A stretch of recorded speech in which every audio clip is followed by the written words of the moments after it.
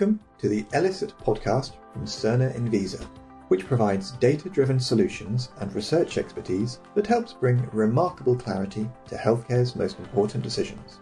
Produced in partnership with PharmaForum, this series of interviews focuses on driving change in patient behaviour to elicit improvements in health outcomes. I'm Dominic Tyre, Creative and Editorial Director at PharmaForum. In this episode of the ELICIT podcast, my guests are Professor Fung Lei from the National University of Singapore and Cerner Enviza's Jeanette Hodgson, Marjorie Leclerc, Regina Gowinda, and Yu Ingye. Fung Lei is Principal Investigator and Research Assistant Professor at the Department of Psychological Medicine at the National University of Singapore. He has published over 120 research publications and is currently the Vice President of the Society of Behavioural Health in Singapore, and also co-chair of the Consortium for the Study of Cognitive Aging in Chinese. Jeanette Hodgson is the Global Head of Qualitative Strategy at Cerner Enviza, with a remit to consolidate, develop and promote qualitative expertise. She has over 25 years' experience of global strategic market research and consultancy, mostly from a healthcare perspective, but also from within the consumer environment. Marjorie Leclerc has over 20 years' experience in qualitative research for the healthcare sector and has specialised for the last 7 years in qualitative research applied to real-world evidence generation. Her work relies mainly on social and behavioural science. She also leads Cerner Enviza's Real-World Qualitative Initiative and is part of its Rare Disease Task Force. Regina Gowinda leads innovative qualitative approaches and behavioural science for the APAC region and has over 20 years of market insights and analytics experience. She has held senior positions in both market insight consultancies and global pharmaceutical companies such as Takeda and Teva Pharmaceuticals. Yu Ingye is a behavioural science specialist with over 4 years of experience in health research and consultancy. Prior to that, her time with Singapore General Hospital and Singapore's Agency for Integrated Care helped build her expertise in understanding patient and healthcare provider behaviour.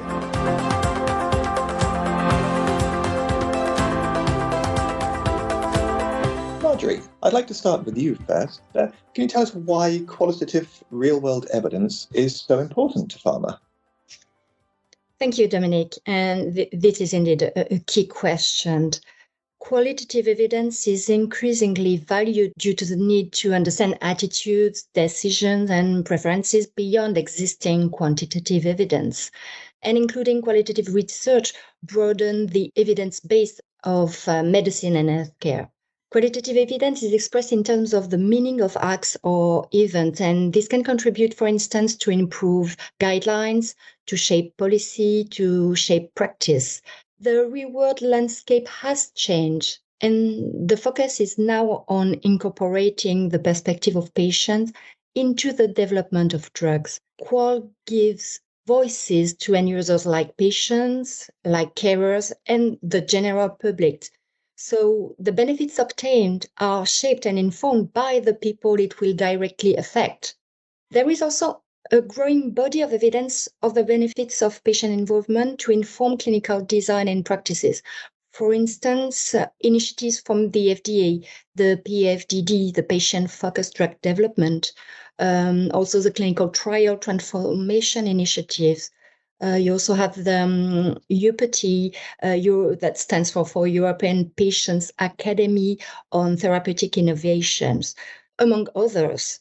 And they all aim to build practical frameworks to guide patient engagement, because poor clinical study experiences can hinder recruitment and retention, which can then lead to study delays and increased costs. And Jeanette, what are your thoughts on the importance of qualitative real-world evidence to pharma?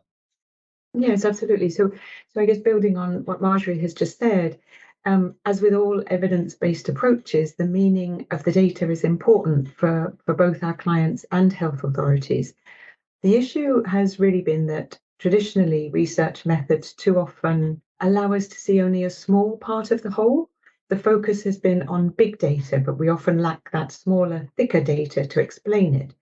And this qualitative thicker data is particularly important in the context of patients and carers.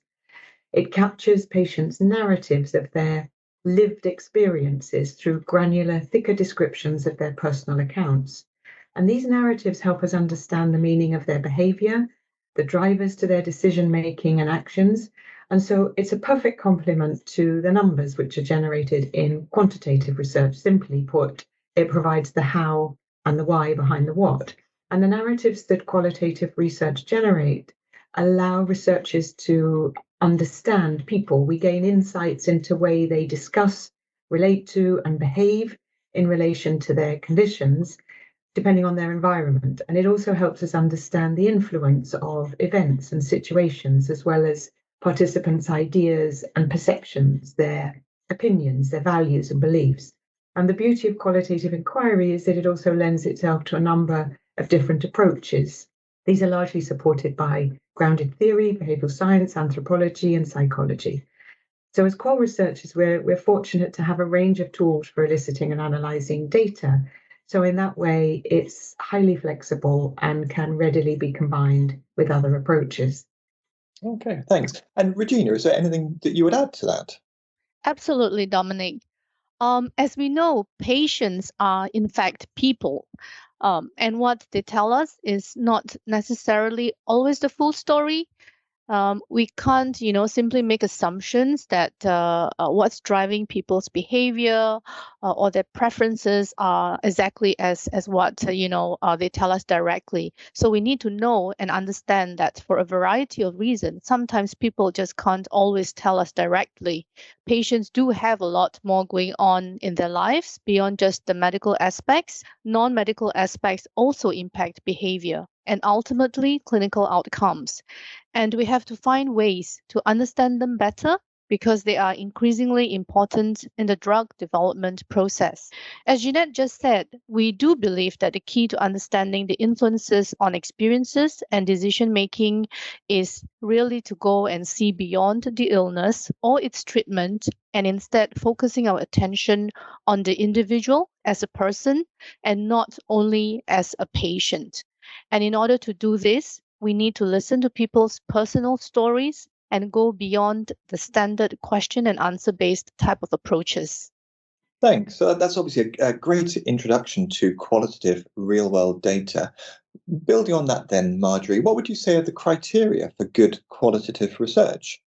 Well, currently it is surely more difficult to assess qualitative than quantitative research. And simply because it's not yet a unified field.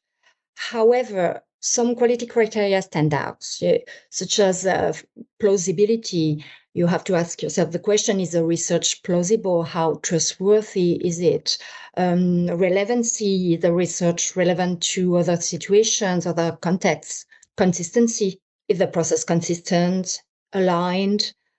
Transparency, is the process visible and clearly described? And also currency, is the research timely, appropriately situated in the contemporary debate? I think rigor is critical, and that in all the study steps from the research question definition to the analysis process. Guidance for reporting qualitative research also exists, such as the correct guidelines, for instance, that stands for Consolidated Criteria for Reporting Qualitative Research. It was developed in 2007 by the University of Public Health. And to my knowledge, it is always well accepted if accurately presented in an article. Other guidelines exist, and continuing education for both researchers and reviewers about the criteria appropriate for evaluating qualitative methodological frameworks is important, as this field is evolving. Thanks. And Jeanette, how important would you say it is for stakeholder preference studies to incorporate qualitative methods? I mean, I would say very important. Credible and defendable decisions on content supported by qualitative research are instrumental in creating the foundation of a successful study. If our goal is to generate findings which are a meaningful reflection of the voices of our target stakeholders. So qualitative approaches are recognized as essential in identifying which outcomes, endpoints, or other attributes are valued most by stakeholders and which factors are going to affect perspectives on risk and benefit. And as we've said before, there are many ways to elicit preference in qualitative work. For example, we can go beyond standard question and answer based approaches to include enabling techniques which facilitate expression of subliminal drivers. And these in turn obviously can be combined with other techniques such as rankings to help identify, prioritize, and contextualize preferences. And what about patient experience data then? Marjorie, can you tell us a bit about how that can be collected and how regulators view it? Well, it is difficult to establish, Dominic. As we all said, it is an evolving field. Now, for the FDA, for instance, patient experience data can usually take the form of patient-reported outcomes or other types of clinical outcomes assessments. Qualitative approaches form part of the data collection method. They recommend to provide supporting information in situations where the condition is not well characterized. But there's a high variability in FDA's use of this data, depending on the therapeutic area, among other things. Regulators use qualitative patient experience data as background and context for the review. So they view it as a rich complementary information. Many look forward to being able to work with more patient experience data as more fit-for-purpose tools are developed. And as it meets, the industry and the regulatory bodies are in the middle of a learning curve in this matter. Professor Feng Lei, please can you introduce yourself and tell us a little bit about Project Golden Years and its aim? Okay, I've been acting as an advisor for Project Golden Years in my capacity as the Vice President of the Society of Behavioral Health Singapore to support Regina, Yingjie, and their team throughout the study. In NUS, my research focused on prevention of cognitive decline and dementia. My studies identified associations between combined lifestyle factors and healthy aging among Chinese adults in the Singapore community, including an intervention-based dementia prevention program. Project Golden Years gave me an opportunity to share my interest and expertise in this area and contribute to the team's growing real-world qualitative evidence practice. We wanted to apply real-world qualitative approaches to gain a better understanding of attitudes, beliefs, and motivations of patients and their caregivers. In the context of preventive approaches to Alzheimer's disease, hence the relevance of qualitative research to Project Golden Years. We are delighted that this collaboration has resulted in a peer-reviewed publication to highlight opportunities for intervention to prevent mild cognitive impairment and dementia and help stakeholders such as the government and the medical community to evaluate current health initiatives and unmet needs that remain to be filled for the individuals and the community. 4 key themes were identified which currently impede preventive action relating to dementia. So the first one, knowledge of brain health is basic and dementia denial is evident. The second one, lack of understanding leads to stereotyping and discrimination. And the third one, stigma associated with mental health and help seeking is entrenched. And the last one, lack of clarity regarding when and how to act. Thank you. And Yingjie, you applied a behaviour change framework to this work, COM-B.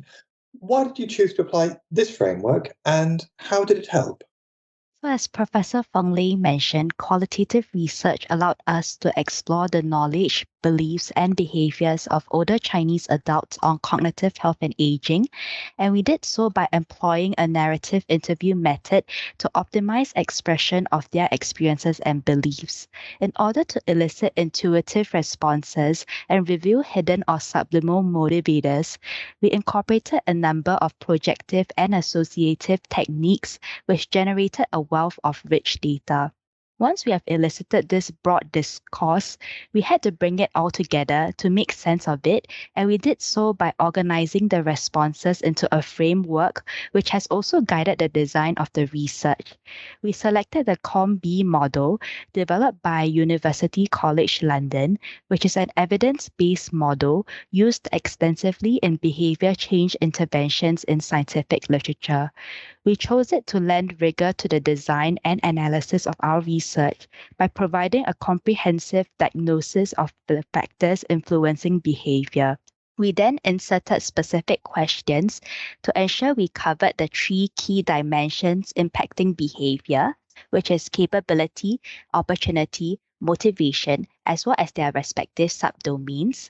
So for capability, this is divided into physical and psychological capability, motivation into reflective and automatic motivation, opportunity, which is split into environmental and social opportunity. From the analysis of our findings in this manner, we were able to diagnose frictions and fuels to behavior, and from there identify areas requiring attention and action. Thanks, and I'd love to get some take-home messages about Project Golden Years. Regina, if I could ask you to go first, what were your take-home messages about the work? Yes. So for us, it was indeed a great privilege to be able to work alongside Professor Feng Lei in his capacity as the Vice President of the Society of Behavioral Health Singapore and as an advisor for Project Golden Years. And Professor, how about you? What were your take-home messages from Project Golden Years? It was my pleasure. The topic is extremely important, given the presence of dementia in Singapore among adults aged 60 and above is approximately at 10%, and as of 2020, 15.2% of the resident population is aged 65 and above. A tsunami of dementia could be on its way, and numbers are projected to double by 2030, which would be costly for many patients and their families. So clearly, this is something that deserves considerable attention, given that a substantial amount of literature has focused on lay public's perceptions of cognitive health and aging in the Western context. We saw the need to consider the cultural nuances specific to Asian countries like Singapore. As a population, we can't solely rely on health services to manage this. It will be important that we take measures within our own control to help mitigate our own risk as a society. This study acts as a first step in forming larger scale studies in understanding motivators and barriers that would influence perceptions and motivations of older Chinese adults towards cognitive health and aging. Yes, and just a point to add on to what Professor Feng Lei has just talked about. Also, from a methodological point of view, this project was very, very satisfying for us. Using a variety of different projective and associative techniques, we were able to encourage free narrative and elicit intuitive responses that helped us to reveal emotional and deeply seated motivators that would otherwise be largely unconscious. And bringing this together with the COM-B framework helped us to identify specific areas for actionable interventions. Finally then, Jeanette, can you tell us about the new ELICIT newsletter? Yes, absolutely. If any of our listeners have a specific interest in this topic and would like to read more about the work we conduct in this space, we'd be happy to forward an electronic version of our qualitative ELICIT magazine, Listen to Me, which is focused on exploring the voice of the patient in the real world space. And in the magazine, we share some of the ways we facilitate expression of patient experiences and perceptions, which get closer to those deeper insights than the existing methods and frameworks allow us to do.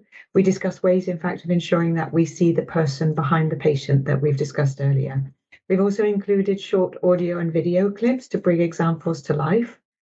We also outline 5 areas where qualitative research can support the work our clients are doing by adding rich, granular data and valuable meaning to the quantitative data they may already hold.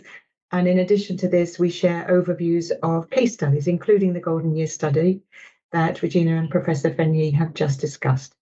So if you'd like to download a copy of the magazine, you can find a link on the podcast landing page. Thank you.